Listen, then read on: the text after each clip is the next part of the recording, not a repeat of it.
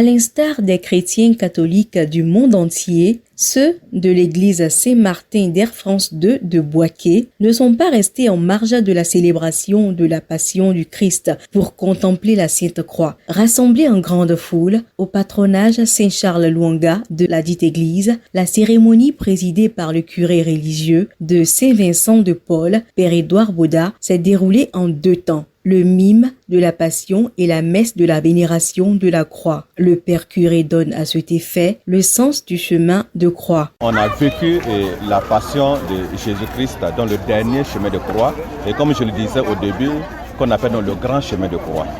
Et donc c'est en fait la marche que Jésus a faite vers donc la mort sur la croix. Il va mourir sur la croix et il ressuscitera. Et donc par sa passion, il prend donc sur lui nos souffrances, les épreuves que nous endurons dans ce monde.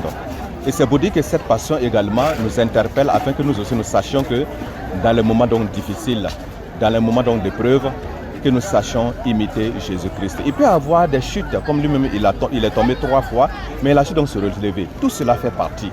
Pour dire que Dieu, il nous porte et il porte donc nos souffrances sur lui-même. Et donc les souffrances que nous endurons par la suite, c'est comme dirait Saint Paul, nous portons donc ce qui a manqué à la souffrance donc de Jésus-Christ. Donc c'est dire que nous devons communier également donc à ces souffrances pour pouvoir donc sortir dans la joie de la résurrection. Et ce que nous allons vivre déjà demain à la messe, donc à la vigile pascale.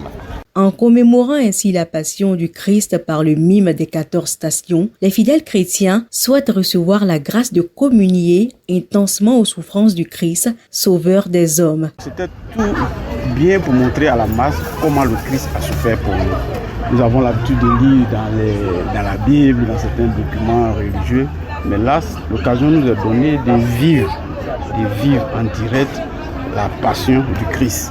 Et cela, je crois qu'il est plus éducatif, il est plus instructif que ce que nous lisons dans les bouquins, dans la Bible. C'est les grandes étapes de la vie du Christ, les 14 stations. La condamnation injuste jusqu'à la mort, jusqu'à l'enterrement.